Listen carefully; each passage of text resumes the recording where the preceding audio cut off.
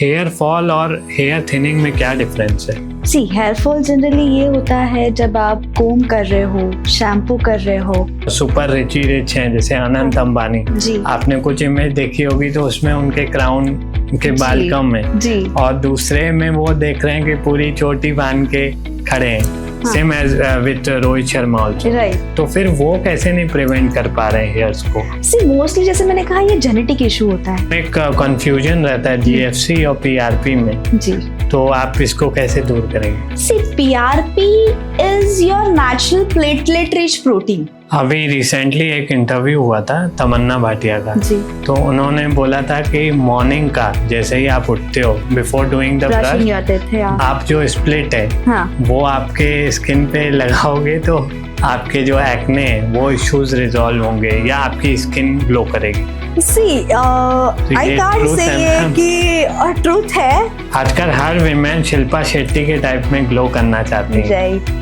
उनके जैसे फिजिक या उनके जैसे ग्लोइंग स्किन हर कॉमन इंसान के लिए भी पॉसिबल है।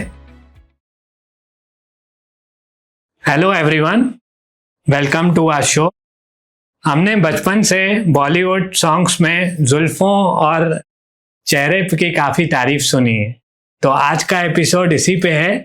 आज हमारे साथ जो गेस्ट हैं इनको 10 इयर्स प्लस एक्सपीरियंस है और 10,000 plus patients and counting is still going on. उन्होंने पेशेंट ट्रीट किए हैं और ये doctor none other than doctor Swaleha Aga, जो कि एक कॉस्मेटोलॉजिस्ट हैं, डर्मेटोलॉजिस्ट हैं और साथ में ट्राइकोलॉजिस्ट हैं। आइए मिलते हैं डॉक्टर मैम से और जानते हैं उनके एक्सपीरियंसेस और वो इंफॉर्मेटिव कंटेंट जो हमें बताएंगे, जिसमें हम हेयर स्किन के बारे में आपके सवाल उनसे पूछेंगे या जो normal day to day life में लोग इश्यूज फेस करते हैं। तो आइए मिलते हैं मैम से। Hello ma'am, welcome to our show. Yes, thank you. कैसे हैं मैम आप? मैं बढ़िया, आप कैसे हो? All good. आप इस पॉडकास्ट को लास्ट तक देखिए और मैं 100% श्योर हूँ कि ये पॉडकास्ट कंप्लीट होने तक आपको बहुत सारी इंफॉर्मेटिव बातें पता चलेंगी जो आपने आज तक नहीं सुनी होंगी, और साथ ही आपके हेल्थ वाइज यानी आपके हेयर और स्किन के लिए बहुत सारी बेनिफिशियल इंफॉर्मेशन आपसे शेयर की जाएंगी एंड होपफुली आपको पसंद आएगा। चलिए शुरू करते हैं पॉडकास्ट। मैम पॉडकास्ट स्टार्ट करते हैं। Yes. सबसे पहले मैं ये पूछना चाहूँगा कि हेयर लॉस या हेयर फॉल जो होते हैं आजकल, तो हेयर फॉल और हेयर थिनिंग में क्या डिफरेंस है? सी हेयर फॉल जनरली ये होता है जब आप कोम कर रहे हो, शैम्पू कर रहे हो, तो हाथों में बाल आना इज अ हेयर फॉल। ठीक है, ये अगर हम 100 से ज्यादा बाल झड़ रहे हैं more than 3 months, then it is consider something abnormal. और ये 3 महीने से ज्यादा हेयर फॉल हो रहा है तब जाके ये थिनिंग के स्टेज में डेवलप होता है। तो इस स्टेज में जैसे हेयर फॉल का स्टेज जब होता है, अगर हम उसमें प्रॉपर ट्रीटमेंट लेते हैं तो ये कवर हो सकता है, बट अगर हम उसमें डिले कर रहे हैं तो ये चीजें थिनिंग में ज्यादा जाने लगती है। और एक बार जब थिनिंग में से भी हम अगर प्रिवेंट नहीं कर सकते तो फिर वो बाल्डनेस में इश्यू हो जाता है। तो ऐसे basically hair fall, hair thinning and baldness, ऐसे 3 स्टेजेस होते हैं। तो इन हर स्टेज में हमें सही ट्रीटमेंट लेना इज वेरी नेसेसरी। जैसे भी हेयर फॉल का ट्रीटमेंट होता है, जैसे मान लो your hair is made up of 3 things, right? एक आता है उसमें बायोटीन, एक आता है मिनरल, तीसरा आता है प्रोटीन। अगर ये 3 चीजें आपके बॉडी में नॉर्मल फॉर्म में रहेगी तो आपका हेयर और स्किन दोनों अच्छा रहेगा। बट अगर मान लो इसमें कोई डेफिशिएंसीज आ जाती है या हमारा स्ट्रेस लाइफ ये सब चीजें उसमें ट्रिगर कर जाता है, तब आपका फॉल बढ़ने लगता है और मोर देन 100 होता है एंड फिर ऐसे करके फिर आप थिनिंग में चले जाते हो। फिर जो नेक्स्ट स्टेज आपका आता है हेयर थिनिंग का, इसमें क्या होता है ना, आपको बाल दिखाई नहीं देते हैं जो झड़ रहे हैं, तो हमें थिनिंग पे कॉन्सेंट्रेट करना होता है। थिनिंग मतलब क्या, तो जो 2 बालों के बीच का जो गैप्स बढ़ने लगता है या डायामीटर वाइज बाल आपके पतले होने लगते हैं, है ना, तो इसकी ट्रीटमेंट हम कैसे कर सकते हैं? By giving the extra nutrition to your roots. जब तक हम उसको न्यूट्रिशन एक्सटर्नली नहीं देंगे, it is not a miracle कि वो अचानक से बढ़ जाए या थिकन अप हो जाए, राइट? सो हमें इसको एक्सटर्नल थेरेपीज देनी पड़ती है, जैसे उसमें पीआरपी आता है, जीएफसी आता है, तो ये एक्सटर्नल ट्रीटमेंट्स होती है। फिर अगर हेयर थिनिंग में भी पेशेंट्स निग्लेक्ट करके बाल्डनेस में चले जाते हैं, तो बाल्डनेस में ऐसा होता है कि वहां पे जड़ ही नहीं होते, राइट? तो आप उसमें हजारों ट्रीटमेंट लो, हजारों प्रोडक्ट्स यूज करो, आपके बाल वापस आने ही नहीं है, बिकॉज जड़ ही नहीं है ना वहां पे। तो जब जड़ आए रहेंगे तभी हम उसको न्यूट्रिशन दे के ठीक करेंगे, बट जहाँ जड़ ही खत्म तो वहां पे हमें नई जड़ें लगानी पड़ती है, जिसे हम हेयर ट्रांसप्लांटेशन बोलते हैं ना। सो ये ऐसे स्टेजेस वाइज वो आगे बढ़ता है, और इस तरीके से हमें उसका प्रिवेंशन करना। तो मैम जैसे आजकल स्ट्रेस लाइफ सबकी मोर ओवर हो गई है, स्पेशली मेट्रो सिटीज में, तो क्या डायरेक्टली अगर किसी को पैटर्न नोटिस हो रहा है हेयर लॉस का, तो वो उसको डायरेक्टली डॉक्टर को कंसल्ट करके पीआरपी करना चाहिए, कि उसके अर्ली स्टेजेस भी कुछ होते हैं, या पीआरपी के अलावा लोग डायरेक्ट हेयर ट्रांसप्लांट भी जाते हैं, तो डायरेक्ट स्टेप्स लेने चाहिए कि प्राइमरी स्टेजेस भी होते हैं उनके? बेसिकली क्या होता है ना, hair fall, hair thinning and baldness, ऐसे इसके 7 ग्रेड्स होते हैं, जैसे बाल्डनेस के ग्रेड्स होते हैं, है ना, स्टेजेस होते हैं जिसे हम कहते हैं। तो पहले हेयर फॉल स्टार्ट होता है, फिर जैसे male pattern baldness and female pattern baldness, ऐसे 2 टाइप्स में हमारा हेयर फॉल थिनिंग डिवाइड हुआ है। तो मेल पैटर्न बॉल्डनेस के 7 ग्रेड्स आते हैं, है ना, जहाँ पे हेयर फॉल की स्टेज खत्म होने लगती है, फिर थिनिंग की स्टेज आती है, धीरे धीरे यू स्टार्ट नोटिसिंग कि आपका हेयर लाइन पीछे जाना शुरू हो जाता है। लेकिन पेशेंट क्या करते हैं, वहीं पे भी निग्लेक्ट करते हैं कि नहीं चलो थोड़ा ही बाल झड़ रहा है, प्रिवेंट कर लेंगे।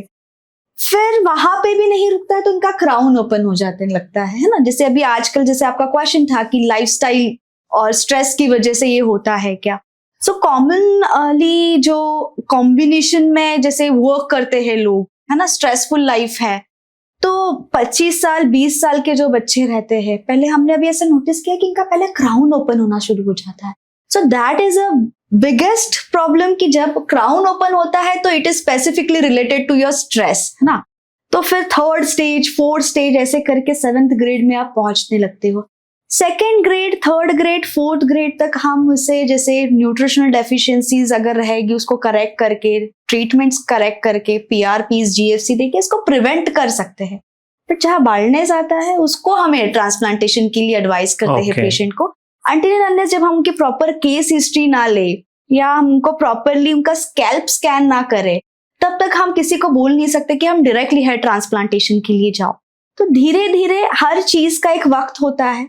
हेयर फॉल का स्टेज है, ऐसे भी होता है जिसको ट्रीटमेंट की जरूरत नहीं पड़ती है, बस न्यूट्रिशन करेक्ट करो उनका हेयर फॉल सही हो जाता है।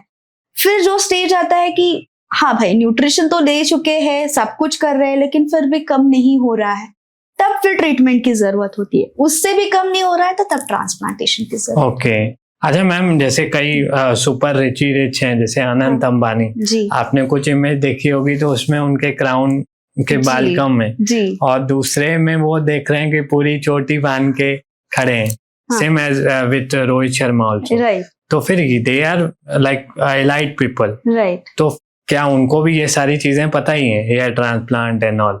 ओके तो फिर वो कैसे नहीं प्रिवेंट कर पा रहे हैं हेयर्स को? मोस्टली जैसे मैंने कहा ये जेनेटिक इशू होता है, राइट। मान लो उनके ग्रैंड पेरेंट्स को, उनके फादर को भी है, इसके लिए वो उनके थ्रू जीन्स थ्रू आया है। ओके तो जेनेटिकली फैक्टर तो रहता ही है, बट इसमें ट्रिगर फैक्टर्स भी आते हैं। जैसे genetic is an androgenetic alopecia, जैसे वी ऑल नो कि ये जेनेटिक इशू है, बट साथ में इसके ट्रिगरिंग फैक्टर्स होते हैं, stress level, nutritional deficiency, hormonal imbalances, फिर आपका water change, weather change, unhealthy lifestyle and major illnesses in past. Have you ever gone through like typhoid, dengue, malaria, and last but not least is a water change and weather change. तो ये सब चीजों से भी आपको थोड़ा सा prevention करना पड़ता है, तब जाके वो चीजें सेटल हो जाती है। ओके अच्छा, ये अगर किसी ने हेयर ट्रांसप्लांट लेट से कर लिया सर्जरी, तो फिर क्या उसके बाद भी चांसेस हैं कि उनको वापस हेयर फॉल हो सकते हैं? ट्रांसप्लांटेड हेयर का एश्योरेंस हम 25 ईयर्स तो देते हैं, ठीक है। 25 ईयर्स में अगर कोई कोमॉर्बिडिटी आ जाती है, जैसे मुझे नहीं पता कल को मुझे डायबिटीज हो सकता है, हाइपरटेंशन हो सकता है, राइट, तो दिस फैक्टर्स में ट्रिगर। सो आज ट्रांसप्लांट किया बट उसको मेंटेन करना जरूरी है। अगर आप उसको मेंटेन करोगे तो फॉर श्योरली 20-25 साल तक तो आपके बाल आराम से रहते हैं। बट यस जैसे ग्रेड ऑफ बाल्डनेस पे भी डिपेंड होता है कि आगे चल के आपको ट्रांसप्लांट की जरूरत और लगेगी या नहीं।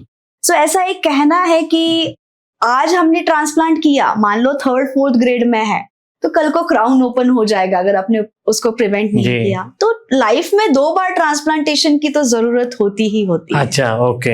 हम भले नॉट कम्प्लीटली लाइक आगे से या पीछे से, वेयर नीडेड है। हाँ, जैसे अभी जहाँ के रूट्स डेड हो जाते हैं, हम स्कैल्प स्कैन करते हैं, राइट? अच्छा, उसमें हमें पता चलता है कि रूट्स तो यहाँ के डेड हो चुके हैं, एंड अकॉर्डिंगली हम उसी के हिसाब से फिर ग्राफ्ट प्लान करते हैं कि इतना रिक्वायर्ड है ट्रांसप्लांटेशन के लिए।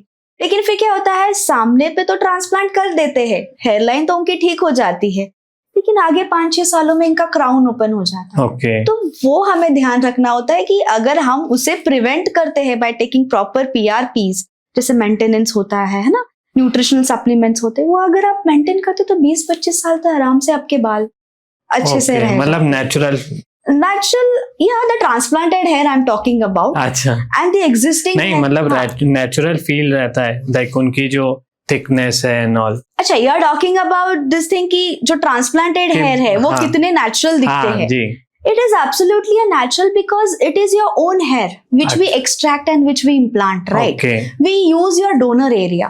जैसे आपने नोटिस किया होगा कि हम 80 years 90 years के जो बुजुर्ग रहते हैं, है ना, उनको हम नोटिस करते हैं ये 3-4 फिंगर्स से इनके बाल कभी भी झड़ते नहीं है, राइट?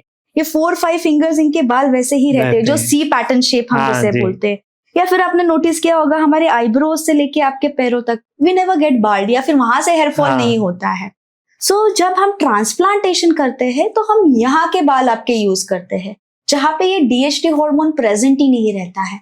सो ये जड़ों में DHT नहीं रहेगा, तो हम यहाँ के जड़ अगर निकाल के यहाँ इम्प्लांट कर देंगे तो of course this are going to be your natural and permanent hair. तो इसमें ऐसे कोई टेक्सचर चेंज या फिर बहुत अननेचुरल दिखेगा हेयर, ऐसे कुछ नहीं होता है। It is your natural hair, and yet this most importantly ये डिपेंड करता है कि आपने इम्प्लांटेशन कैसे किया हो, है ना, that plays very important role. क्योंकि मार्केट में बहुत सारे ट्रांसप्लांटेशन आते हैं जो फोर्सेप मेथड यूज करते हैं।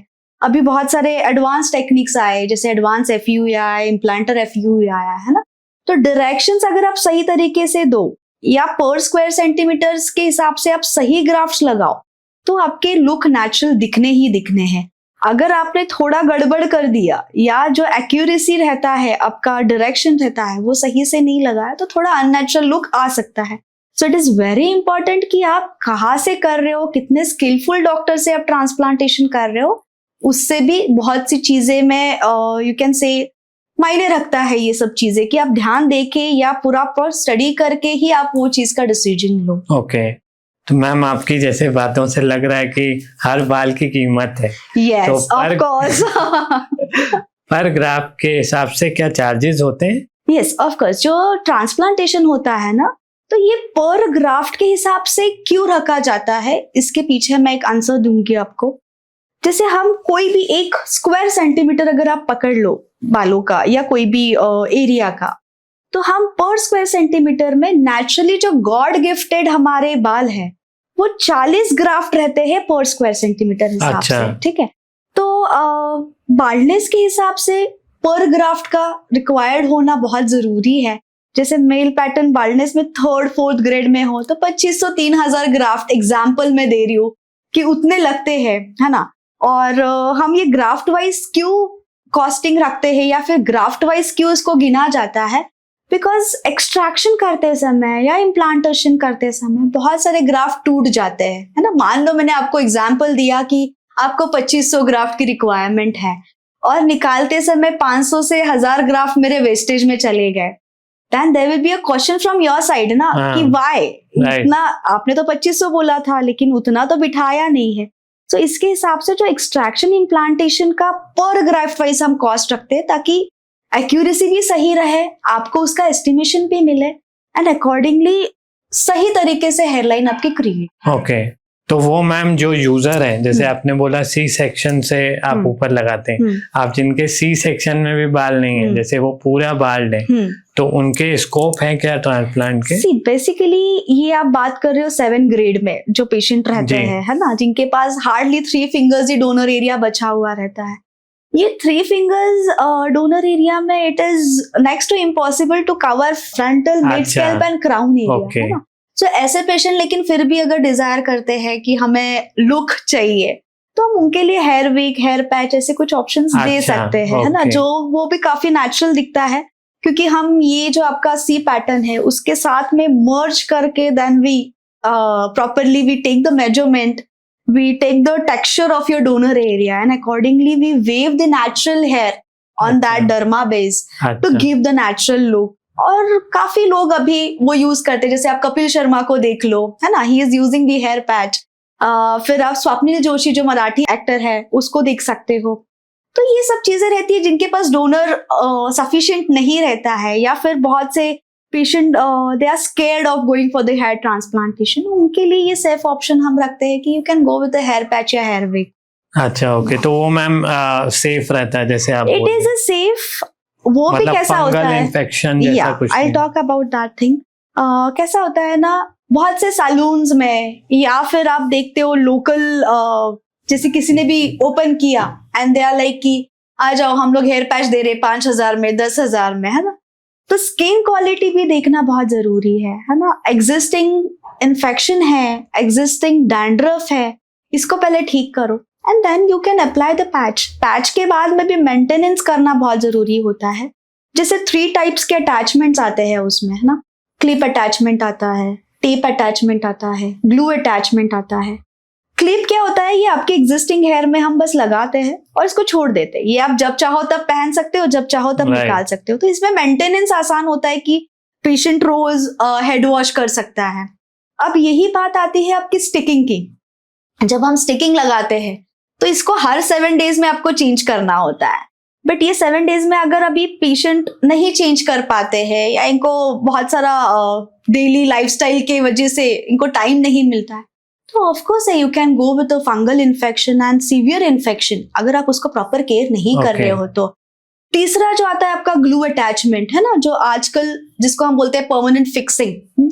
तो ग्लू का कैसा होता है कि it is also based on your skin type, कि वो अगर मेडिकेटेड ग्लू आप यूज कर रहे हो तो it is not harmful, but yes local salon वाले जो भी ग्लू यूज करते हैं, तो आज ना कल आपका स्किन इरिटेट होगा, there will be a proper red patch and फिर पेशेंट हमारे पास आते हैं कि पहले ये ठीक करो फिर हम जाके आपका वो पैच लगा सकते हैं। हाँ, राइट। तो वो सब चीजें आपको ध्यान रखनी पड़ती है। आप तो इतने साल से प्रैक्टिस कर रहे हैं and you have help so many patient. तो ऐसे भी कुछ पेशेंट्स होते हैं जो मान लीजिए पूरे बाल्ड है, एक एग्जांपल, तो क्या वो उनका कॉन्फिडेंस भी लो होता है? Of course, see hair is a crown, right. हमारे बाल अच्छे तो सब अच्छा। आजकल आईटी प्रोफेशन हो या कहाँ पर भी हो, लुक्स बहुत मैटर करते हैं and everybody needs a good skin and good hair, है ना। तो जहाँ पे अभी प्रॉपर केयर नहीं की जाती है, जहाँ पे हम 10 बाल झड़ते हुए देख रहे हैं, है ना, हम निग्लेक्ट कर देते हैं, कर को थिनिंग में चले जाते हैं, फिर बाल्डनेस पे चले जाते हैं, फिर ऑप्शन नहीं रहता है कोई आपके पास में। तो ऐसे पेशेंट्स में बहुत सी चीजों में मैंने ये देखा है कि पेशेंट बहुत स्ट्रेस होने लगते हैं, इनका कॉन्फिडेंस कम होता है, जिसकी वजह से ऑफ कोर्स इनके पर्सनल लाइफ भी हैम्पर होती है। जैसे पेशेंट 20-25 साल 30 साल के उम्र में आ रहे हैं मेरे पास, लेकिन वो शादीशुदा नहीं है, हाँ, राइट। तो इनको रिश्तों में Marriage प्रॉब्लम, concerns होते मैरिज हैं। कंसर्न होने लग जाती है।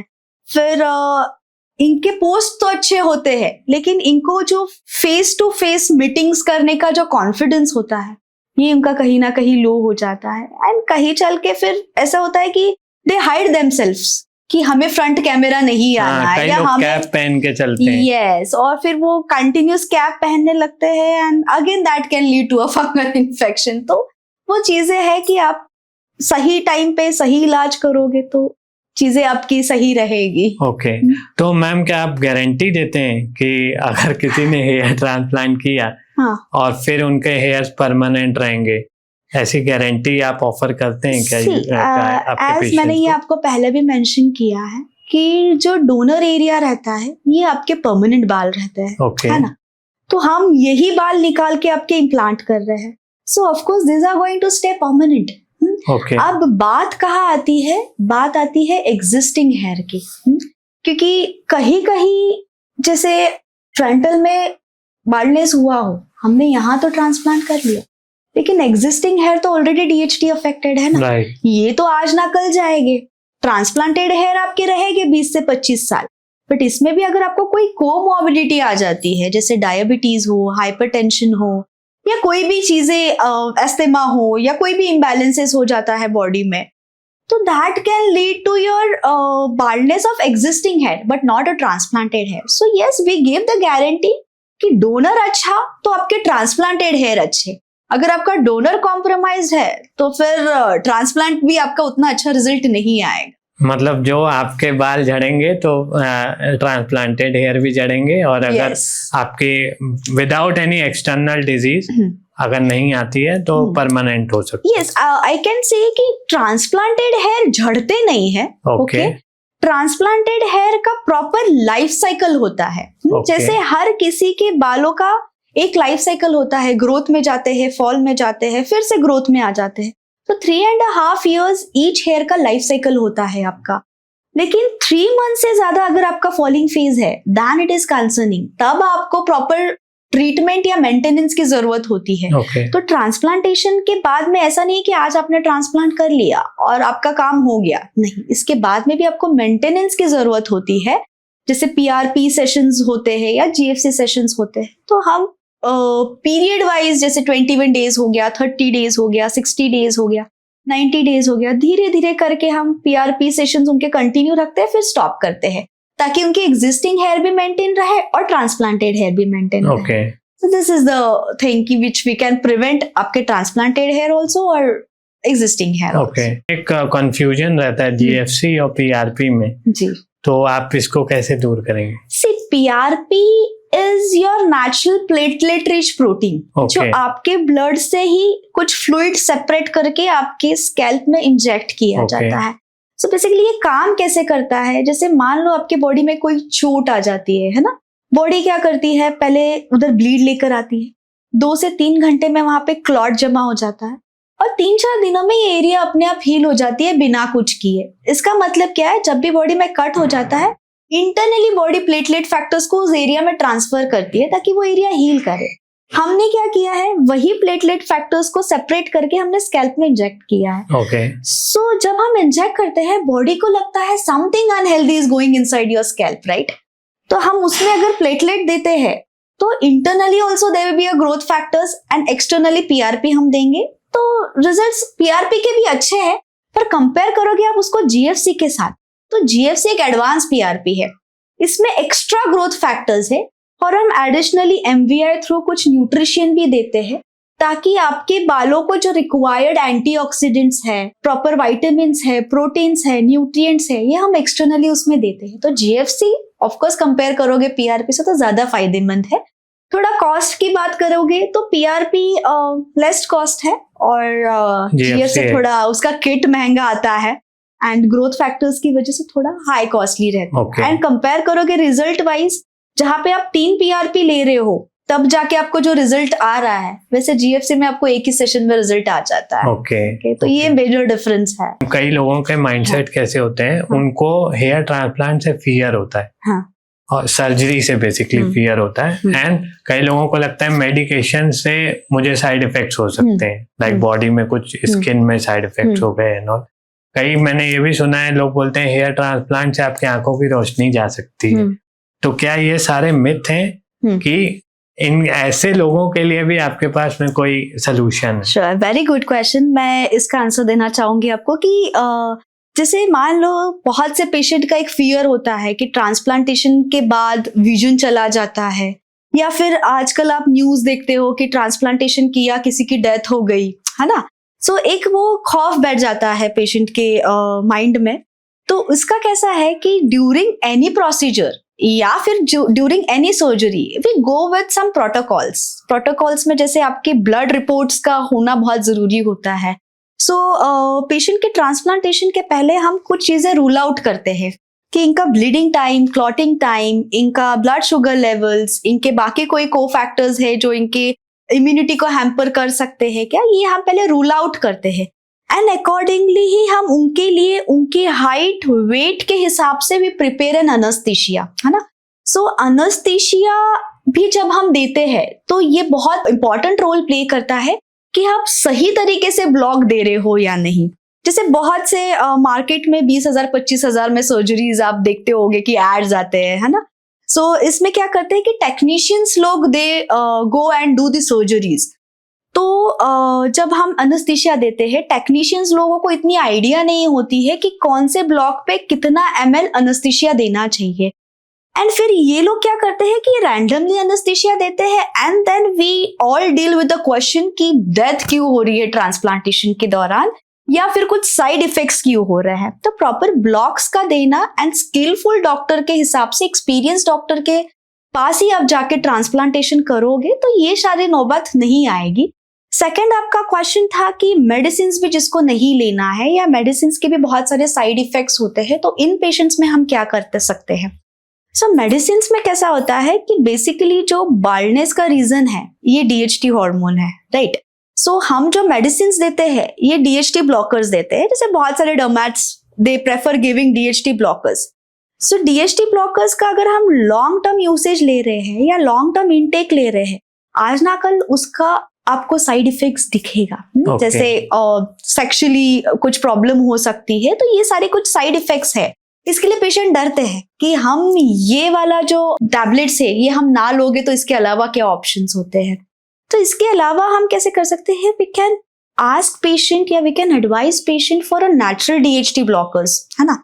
जैसे आप डेली इंटेक में टमाटर खाओ, टमाटर में लाइकोपीन इंग्रेडिएंट होता है ना। So this is a natural DHT blocker. Okay. You can take a flax seeds. Flax seeds आप रोस्ट करके खाओ, पाउडर फॉर्म में खाओ। Flax seeds has phytoestrogen properties. So this can act as a natural DHT blockers. You can add soya to your food. जैसे soya chunks हो गया, सोया beans हो गए, या फिर आप मल्टीग्रेन आटा में भी सोया ले सकते हो।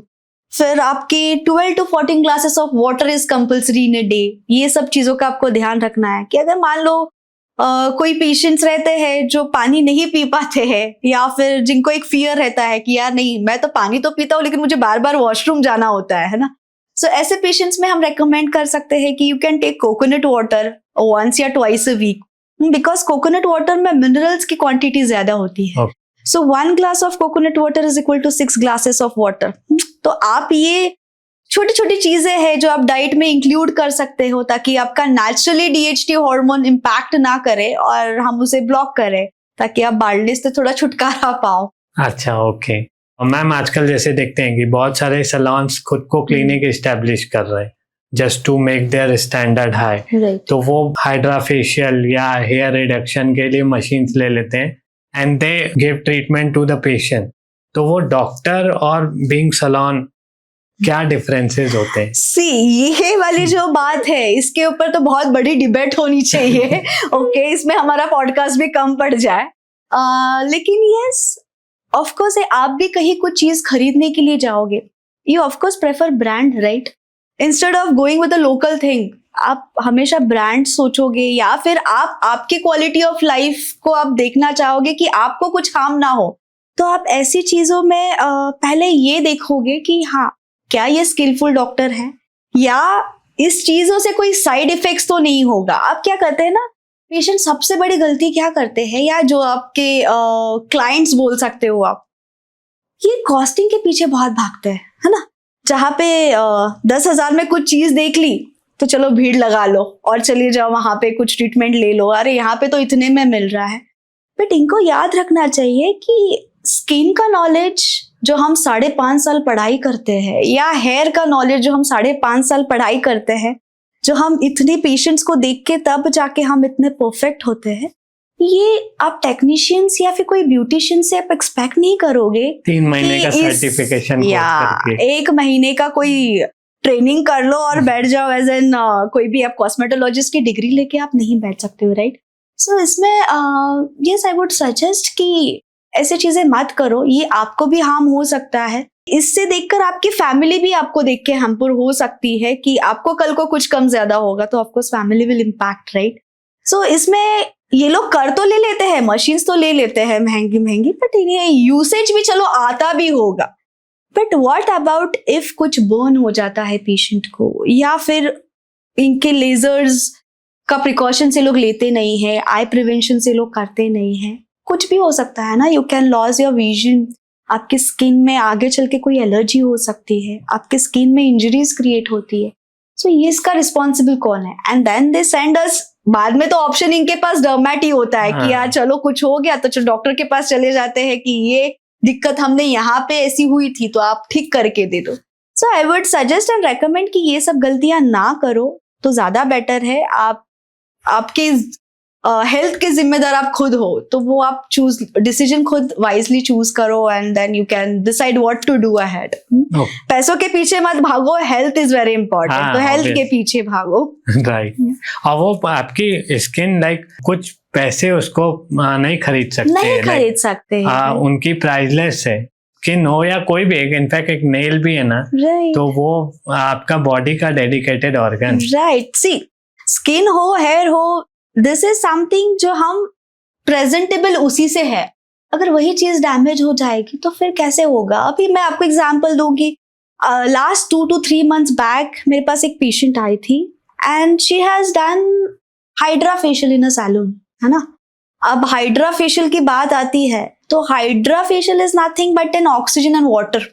यही हम थोड़े बहुत मेडिकेटेड चीजें डाल के then we just give rejuvenation to your skin. अब सैलून्स वाले क्या करते हैं, इसमें लोकल प्रोडक्ट्स यूज करते हैं एंड बाद में पेशेंट्स ऐसा पूरा स्वेलिंग लेकर मेरे पास आई थी, तो बोलते अब कुछ करो। अब क्या कर सकते हैं जब ऑलरेडी चिड़िया चुग गई खेत, राइट, पूरा डैमेज हो। सो इसमें फिर हमें कुछ मेडिसिन देनी पड़ी, उनको एंटी एलर्जन देना पड़ा, कुछ टाइम के लिए हमें उनको अंडर ऑब्जर्वेशन रखना पड़ा कि यार ये इन्फेक्शन कम हो जाए। एंड देन फिर हमने उनको सजेस्ट किया कि ये सब चीजें आप कहीं से भी मत करो एंड आपकी लाइफ का सवाल है, कल को कुछ भी हो सकता है ना। तो वो मुझे बहुत अलग लगा कि यार पेशेंट्स मेरे पास आ रहे सैलून से ट्रीटमेंट लेके and then I am treating them. 25,000 की चीजें 5,000 में ऑफर कर। हाँ, तो पेशेंट वही देखते हैं ना कि भाई सस्ता मिल रहा है तो चलो कर लेते हैं, और फिर बाद में साइड इफेक्ट्स लेकर हमारे पास ही आना होता है इनको। मैम, आपके 10 साल के एक्सपीरियंस में आपने काफी पेशेंट्स को क्योर किया है, तो कोई ऐसा एक्सपीरियंस आप शेयर करेंगे कि जो आपको लाइक बहुत चैलेंजिंग रहा हो, या मतलब आपने पहले एक्सपीरियंस नहीं किया हो ऐसा? श्योर, मैं एक केस हिस्ट्री के बारे में आप सबको बताना चाहूंगी। थोड़ा वियर्ड है but yes it is interesting as well. आज से 1.5-2 साल पहले मेरे पास एक बच्ची आई थी, लगभग उसकी रहेगी 3.5-4 साल की उम्र होगी and I can't reveal the name of that patient, but उसको ना आदत थी बाल खाने की। Okay. She used to pull the hair and she used to eat and that found something strange कि ये क्या है, और वो बहुत से डॉक्टरों के पास जाके इलाज करके आई बट एवरीबडी इज लाइक कि नहीं ये तो इनकी आदत है या ऐसा कुछ। Then she came to me, her mother was crying like the hell and I feel so pity कि यार नहीं, I'll treat her. So मैंने उसकी पूरी हिस्ट्री ली and then I came to know कि she is a known case of OCD patient, है ना, जिसे obsessive compulsive disorder बोलते हैं। तो ये पेशेंट क्या करते हैं ना, जब स्ट्रेस में होते they feel relief while pulling their hair and eating. So इस कंडीशन को ट्रिकोटेलोमेनिया ऐसा बोलते हैं, ठीक है। अब ये ट्रिकोटेलोमेनिया जो केस होता है इसमें पेशेंट को गाइडेंस और प्रॉपर एडवाइस या फिर आप बोल सकते हो प्रॉपर काउंसलिंग बहुत रिक्वायर्ड होती है। तो इस पेशेंट को मैंने एकदम कामली एडवाइस किया कि आपको जिस चीज में इंटरेस्ट है, बच्ची अभी उसको और क्या ही बोल सकते हैं। तो आई आस्क हर कि आप ड्राइंग करो या फिर रात में सोते समय यू ट्राई वेयरिंग ग्लव्स, कि आप जिससे आप हेयर पुल ना करो, है ना। तो ये एक प्रिवेंशन हो गया। फिर मैंने उसके मॉम को बोला था कि आप हमेशा उसकी हेयर टाई रखना ताकि वो खोले ना और खींचे ना। फिर धीरे धीरे मैंने उसके अंदर के फियर को बाहर निकाला and now she is absolutely fine. और आज भी उनके मॉम एंड डैड आते हैं एंड लाइक कि डॉक्टर आप नहीं होते तो पता नहीं क्या होता। तो ये एक इंटरेस्टिंग केस है और मेरे लिए भी एक चैलेंजिंग केस था, बट या now that girl is also healthy and I am also happy कि मैंने उसे ट्रीट किया। राइट। नहीं, ये मैम सुन के काफी सरप्राइजिंग था एंड आपने जो द वे यू ट्रीटेड ना, सेंसिबली रूट कॉज को समझा एंड देन वो काफी अच्छा था, लाइक सुनने को दिलचस्प था। यस। स्पेशली अगर आप, मैं लाइक पुणे की बात करता हूँ तो पुणे में अभी मेरे काफी फ्रेंड्स हैं, या मैं देखता हूँ सुनता भी रहता हूँ कि पुणे में आते हैं लोग और हेयर फॉल्स होने लगते हैं। गुड। तो ऐसा क्या है पुणे में कि हेयर फॉल ज्यादा बढ़ रहे हैं? देखो अभी पुणे एक शिक्षणाचे माहेरेचा घर आपण असं बोलतो, right? So Pune is a city जहाँ पे बहुत आउट स्टेशंस के पेशेंट आते हैं and they get settled for their food, clothes and shelter. Of course जैसे हम देखते हैं आईटी प्रोफेशंस है, बहुत से अलग अलग सिटी के नॉर्थ के लोग आते हैं या साउथ के रहते हैं, तो सब यहाँ आके सेटल हो जाते हैं, राइट? जो पुणे में रहते हैं ना, वो यूज टू इट है इस वाटर के लिए, उनको हेयर फॉल नहीं होता है। बट यस, आप बात करोगे जो आउट स्टेशन पेशेंट है, जो यहाँ पे आके 5-6 महीने तक इन्हें कुछ नहीं होता है, बट 6-7वें महीने से इनका हेयर फॉल बढ़ने लगता है। सो यस, वाटर इम्पैक्ट होता है। जैसे पुणे का वाटर थोड़ा सा हार्ड है अगर कंपेयर करोगे उनके टाउन प्लेस से, है ना? तो उनको उस चीज की आदत है, बट वो यहाँ पे आते हैं तो उनका पानी का जो पीएच है या उनके बॉडी का जो पीएच है वो बैलेंस नहीं होता है, जिसकी वजह से इनका हेयर फॉल होता है। तो ऐसे कंडीशन में क्या करना चाहिए? सेफर साइड, ऑफ कोर्स हर कोई मिनरल वाटर से तो वॉश नहीं कर सकता है, right? Because it's expensive. So इसमें क्या करना है, half of the lemon in 10 liters of water, squeeze the lemon and वो लेमन वाटर से आप नहा सकते हो। इससे क्या होगा, जो वाटर की hard impurities and pH level है वो कम हो जाएगी। सेकेंड इंपॉर्टेंट थिंग, अभी किसी किसी को लेमन भी सूट नहीं करता है, राइट? सिट्रिक एसिड होता है, स्किन में इरिटेशन चालू हो जाती है, तो आप एसिडिक एसिड यूज कर सकते हो, जिसे हम एप्पल साइडर विनेगर बोलते हैं। सो इसका भी रेशियो 10:1 ही होगा। जहाँ पे 10 लीटर आप पानी का बाल्टी है तो उसमें आप 1 ml एप्पल साइडर विनेगर डालो और वो पानी से आप नहा लो, तो इतना इम्पैक्ट जो हो रहा है हेयर फॉल का वो नहीं होगा। इस तरीके से आप इसको प्रिवेंट कर सकते हो। ओके मैम, कुछ लोग डेटॉल भी यूज करते हैं पानी में। Dettol is disinfect. ओके, तो उससे बालों को कोई इम्पैक्ट नहीं होता? इम्पैक्ट अगर इन्फेक्शन है तो वो थोड़ा बहुत कम होगा, because it is of course antiseptic kind of thing. But water का अगर पीएच को हम ट्रीट नहीं कर रहे हैं बट उसे डिसइंफेक्ट कर रहे हैं, क्योंकि उसमें इन्फेक्शन है ही नहीं ऑलरेडी। राइट। हम उसमें डेटॉल डालो या कुछ भी डालो, we have need to maintain the pH. वो आप एप्पल साइडर विनेगर से कर सकते हो। Okay, Dettol and all, yes, skin के कोई इन्फेक्शंस हो, स्किन के कोई डिजीजेस हो, उसमें आप यूज कर सकते हो। Particularly if you are using for hair fall, I don't think so कि वो सही रहेगा। इसके अलावा आप विनेगर यूज करो, दैट विल बी हेल्पफुल। जैसे आपने स्किन की बात की, तो कई इन्फ्लुएंसर्स या सेलिब्रिटीज हैं जो कि काफी कैमरा सेवी होते हैं, तो अपनी फॉर लुकिंग गुड तो उनको काफी मेकअप या कॉस्मेटिक प्रोडक्ट्स का यूज करना होता है, तो उससे भी स्किन डैमेज होती है। तो क्या ये मिथ है कि फैक्ट है? See, a good question. Not only celebrities and influencers, but अभी आजकल हर कोई मेकअप करता है ना? क्योंकि सब अच्छा दिखना चाहते हैं। जैसे आईटी प्रोफेशंस हो, एयर हॉस्टेस हो या मेकअप आर्टिस्ट हो, they all deal with the makeup. But it is very important कि आप मेकअप तो कर रहे हो, but it should be a proper quality वाला मेकअप, you can say. कोई भी आप चीप प्रोडक्ट्स उठा के अगर आप फेस पे लगाओगे तो ऑफकोर्स आज ना कल उसका आपको इम्पैक्ट पता चलेगा। सेलिब्रिटीज है, यस, उनको पैसों की कमी नहीं होती है, उनके पास सब कुछ अच्छी चीजें होती है, तो they can afford a good products. But yes, जो कॉमन मैन है या फिर कॉमन लड़कियां होती है जो मेकअप तो रोज करना चाहती है, बट कहीं ना कहीं उनको ये डर रहता है कि आज ना कल उनकी स्किन डैमेज हो जाएगी। तो ऐसे क्लाइंट्स के लिए या ऐसे पेशेंट्स के लिए मैं सजेस्ट करूंगी कि मेकअप तो करो, लेकिन कुछ चीजों का ध्यान रखो कि प्रॉपर क्लींजिंग आपकी हो आफ्टर मेकअप। कितना भी आप मेकअप लगा रहे हो, लेकिन उसके बाद क्लींजिंग आप अच्छे से करो। आपके पोर्स में कुछ भी प्रोडक्ट्स जमा होगा, that can lead to an infection. तो आपका प्रॉपर क्लीनिंग होना चाहिए। प्रोडक्ट्स आपके एक्सपायर्ड वाले यूज ना हो, ये आपको ध्यान देना चाहिए। लोकल प्रोडक्ट्स आप यूज ना करो, ये ध्यान देना चाहिए। Before applying any makeup या फिर any of the cosmetic products, make sure you protect your skin by applying a proper moisturizer and sunscreen. And उसके ऊपर आप फिर कुछ भी लगाओ, लेकिन मेक श्योर उसके बाद में आप वॉश अच्छे से करो। हाँ, रही बात कि स्किन कितने हद तक इम्पैक्ट हो सकती है, of course skin and hair is very least important organ for a body, but we prefer more importance for skin and hair. अब हम क्या करते हैं, जैसे स्किन पे कभी भी कोई चीज क्यों आ जाती है, क्योंकि अंदर से कोई चीज की प्रॉब्लम हो। जैसे अगर हमारा पेट साफ नहीं होता है, या हमें फीवर आके जाता हो, या whatever so and so reason, जैसे हम पानी का इंटेक कम करते, तो हमारी स्किन में तुरंत एक hormonal imbalance, acne prone skin हो जाती है, ड्राइनेस आ जाती है स्किन में। तो हम ये नहीं सोचते कि we need to treat the root cause. अगर हम प्रॉपर हाइड्रेशन लेंगे, प्रॉपर डाइट लेंगे, सही चीजें से हमारा स्लीप साइकिल्स मेंटेन रखेंगे, तो हमें मेकअप्स वगैरह की यूज ही नहीं रहेगी।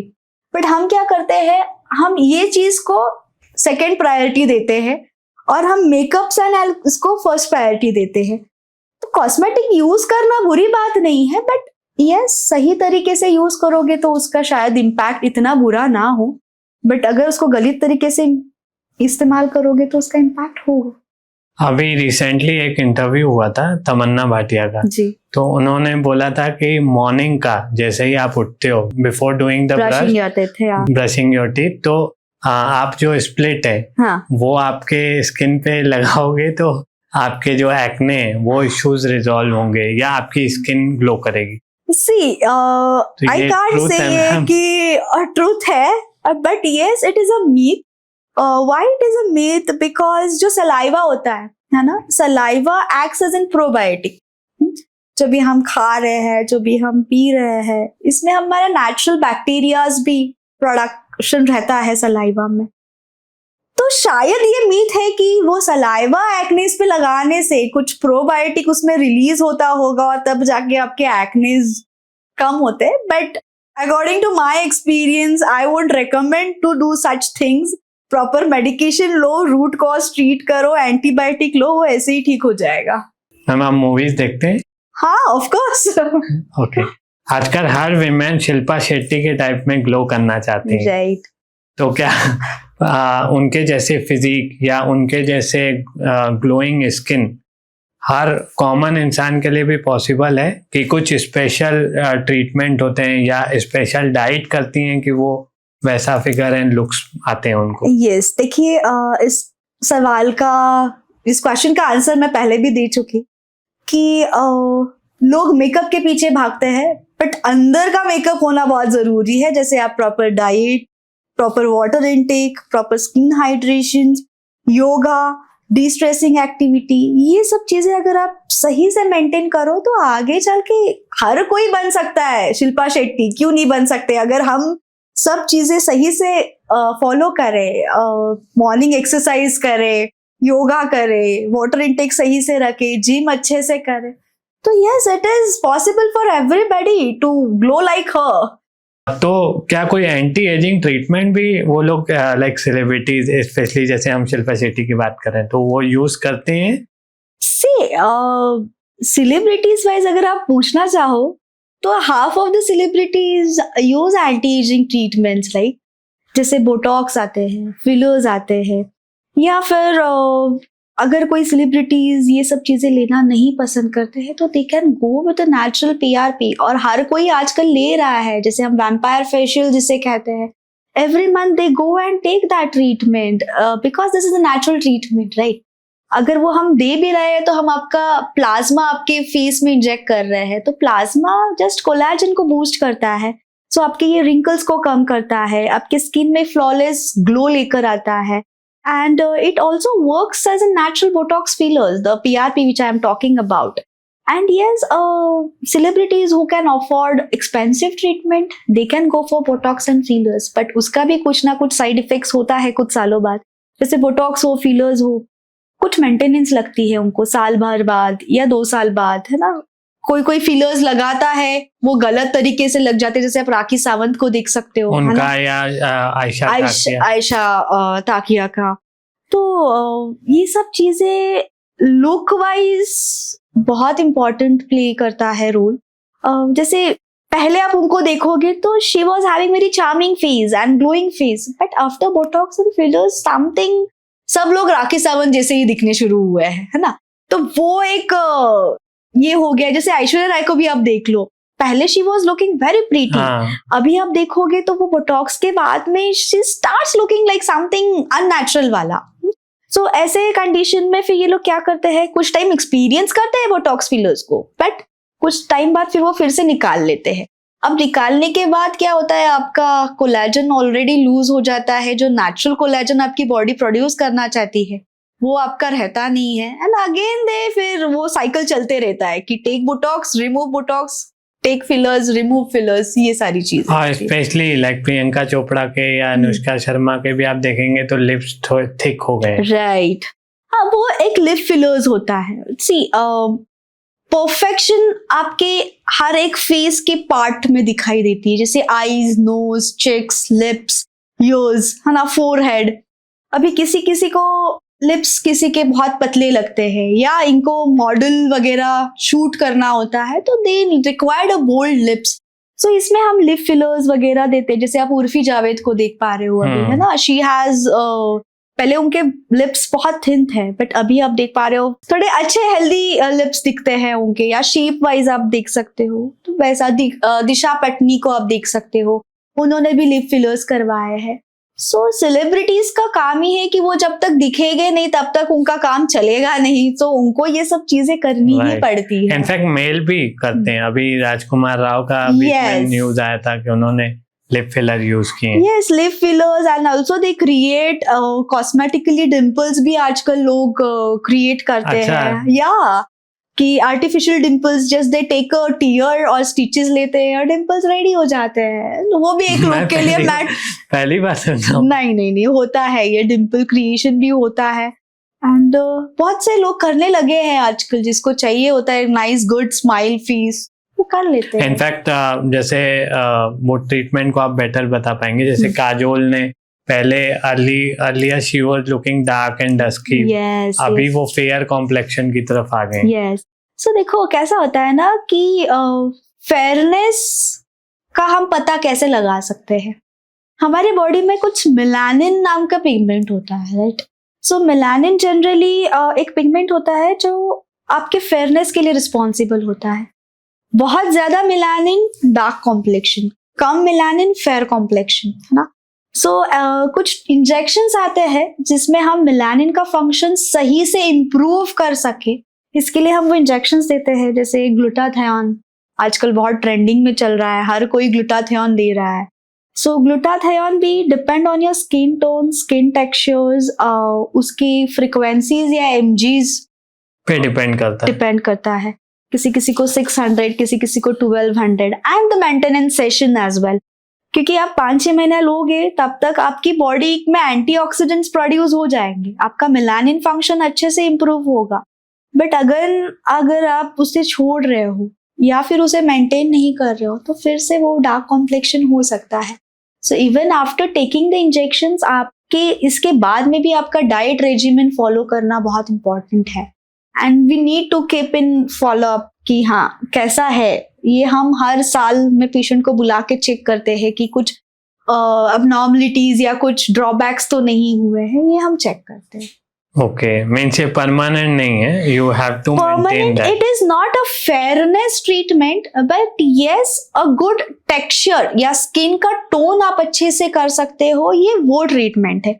क्योंकि it is nothing harm, because we just give antioxidants through injections. इसमें हम एड ऑन मल्टीविटामिन्स वगैरह ऐड करते हैं और साथ में ग्लूटाथियोन एंटीऑक्सीडेंट देते हैं with vitamin C. So vitamin C आपके स्किन का टेक्सचर इंप्रूव करता है, ग्लूटाथियोन एंटीऑक्सीडेंट्स बढ़ाता है, बाकी मल्टीविटामिन कोलेजन बूस्ट करता है। तो ये ऑल राउंड में आपके स्किन का टेक्सचर इंप्रूव करता है। तो ये साइड इफेक्ट नहीं है? It don't have any side effects until and unless you take it for a long term. Of course है, कोई चीज लिमिट में लोगे तो सही रहेगी, अगर आप एक्सेस में लोगे तो आज ना कल उसके साइड इफेक्ट्स दिखेंगे। और एक रैपिड फायर करते हैं मैम।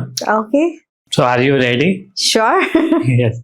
कोई 3 शैम्पू बताइए जो एक हेल्दी हेयर के लिए अच्छे हैं। सी शैम्पूज के बारे में अगर आप बात करो तो जैबोरेंडी एंड देन आर्निका एंड केटोमैक, ये 3 चीजें आप रेगुलर यूज के लिए यूज कर सकते हो। जैपरेंडी एंड आर्नी का जो शैम्पू है बेसिकली ये नेचुरली डेली यूज के लिए आप यूज कर सकते हो। केटाकेनाजोल या फिर केटोमैक शैम्पू जो है ये हफ्ते में एक बार यूज कर सकते हो डैंड्रफ के लिए। 3 ऑयल्स जो कि हेयर के लिए अच्छे। जैपरेंडी ऑयल जो मैंने शैम्पू भी बोला था, सेम आप ऑयल भी यूज कर सकते हो, प्लस ऑलिव ऑयल आप यूज कर सकते हो, कोकोनट ऑयल भी आप यूज कर सकते हो। तो oil is generally just for the massage purpose या फिर इंप्रूविंग द ब्लड सर्कुलेशन। ऐसा एक ये नहीं है कि आपने तेल लगा लिया और बाल आ गए।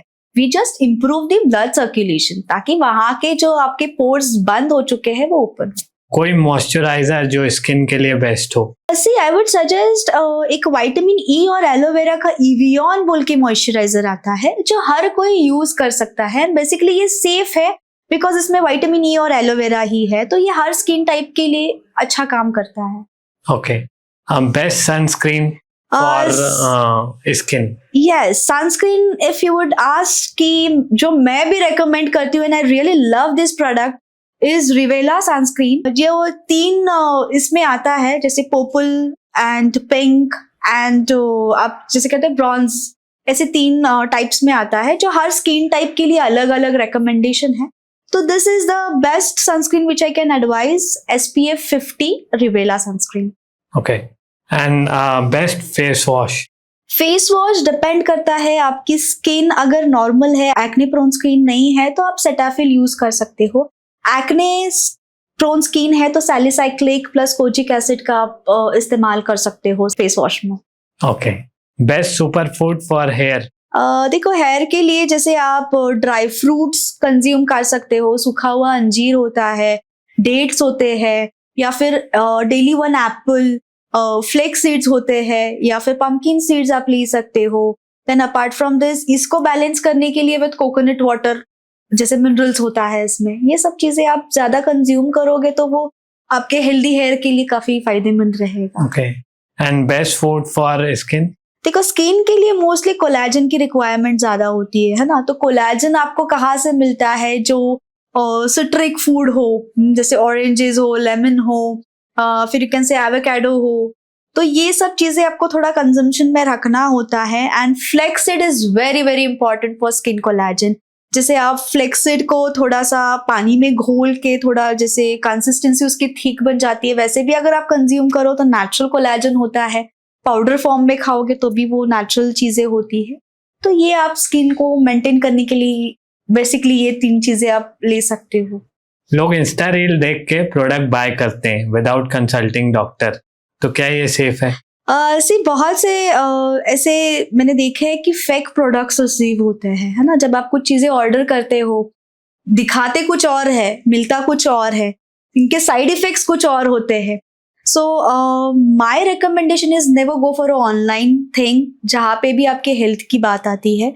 तो आप प्रॉपर कंसल्टेशन करके आपका स्किन हेयर दोनों एनालाइज करके देन ही यू गो फॉर प्रोडक्ट्स, क्योंकि हर किसी का कॉज, रूट कॉज या फिर आप बोल सकते हो हर किसी के डिजीज सेम नहीं होते हैं। किसी को न्यूट्रिशनल डेफिशिएंसी की वजह से हेयर फॉल होता है, किसी को स्ट्रेस की वजह से हो सकता है, किसी को वाटर चेंज की वजह से हो सकता है।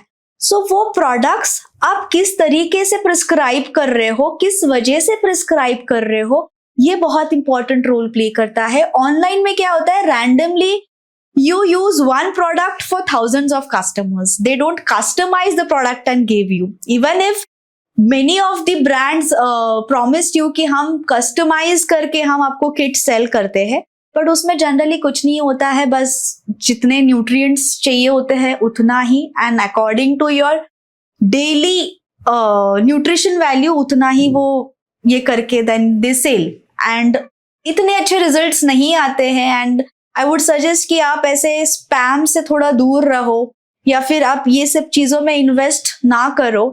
आपके पैसे भी बर्बाद हो जाएंगे, आपके हेयर भी बर्बाद हो जाएंगे और आपकी स्किन भी बर्बाद हो जाएगी। So take your decision wisely. Thank you for coming ma'am. Thanks, आप आपका प्रेशियस टाइम लेके आए। होप आपको पसंद आया पॉडकास्ट। या श्योर, वेरी नाइस। अच्छा लगा मुझे बिकॉज बहुत से लोगों को ये सही जानकारी नहीं मिलती है, तो हमने इस जरिए एटलीस्ट जितना हो सका उतना बताने की कोशिश की है। होप सो हम नेक्स्ट पॉडकास्ट में और कुछ आगे की चीजें कवर करें, एंड अभी के लिए आई थिंक सो इतना काफी है। डेफिनेटली, एंड हमारे दर्शकों को भी उम्मीद है पसंद आया होगा एपिसोड। इसके अलावा आपको अगर कुछ क्वेरीज हैं या डॉक्टर से कंसल्ट करना चाहते हैं आपके कुछ प्रॉब्लम्स रिलेटेड, वेदर स्किन हो या हेयर्स हो, तो आप मैम से कंसल्ट कर सकते हैं। उनका हम डिस्क्रिप्शन में डिटेल डाल देंगे।